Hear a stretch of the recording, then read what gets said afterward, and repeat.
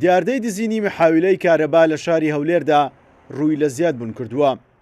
لە دوایین دزینیشدا 7 محاویلەی 50 kV و 250 kV لە شەقامی 120 مەتری هەولێر دەدزرێت و بەهۆیەوە بەشێکی زۆری ئەو شەقامە بێکارەبا دەبێت. بەڕێبەری دابەشکردنی کارەباییەکی هەولێرش ئاماژە بەوە دەکات ئەو دیاردەیە لە مانگی 8 ساڵی ڕابردووە دەستی پێکردووە و چەندین محاویلە لە هەولێر دزراوە و بەکەرانی ئەو دزیەش تا ئێستا دەگیر نەکراون.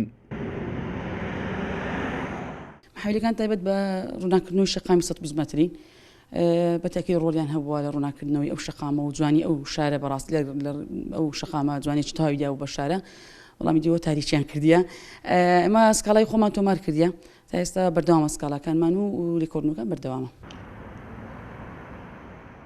بۆ بەدەدەچوونی ئەو دیاردەیە و دەستگیرکردنی بەکەرانی دزینی محاویلەکانی شاری هەولێر هیچ لایەنێکی ئەمنی لە شاری هەولێر ئامادە نەبوو هیچ ڕوونکردنەوەیەک لەو بارەیەوە بدات. هەر سەبارەت بە دزینی ئەو محاویلانەی کارەبای هەولێر بەڕێبەری دابشکردنی کارەباییەکی هەولێر ئاشکرای دەکات جگە لە دزینی ئەو محاویلانە بە هەمان شێوە 650 مەتر کێبڵی کارەبا هەر لەو شەقامە دزراوە.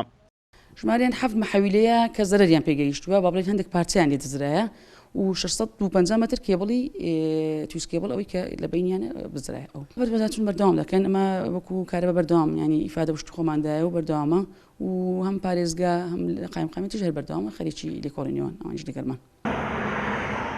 بەکەرانی دزینی محاویلەکانی شاری هەولێر وەک بەڕێبەری دابشکردنی کارەبا ئاماژەی بۆ دەکات شارەزان و دەزانن کام بەشی محاویلەکە دەدزن و دەزانن کام بەشیان پارەی باش دەکات.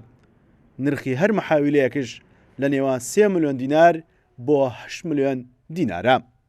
سیروان حوسێن، کورسان نیوز، هەولێر.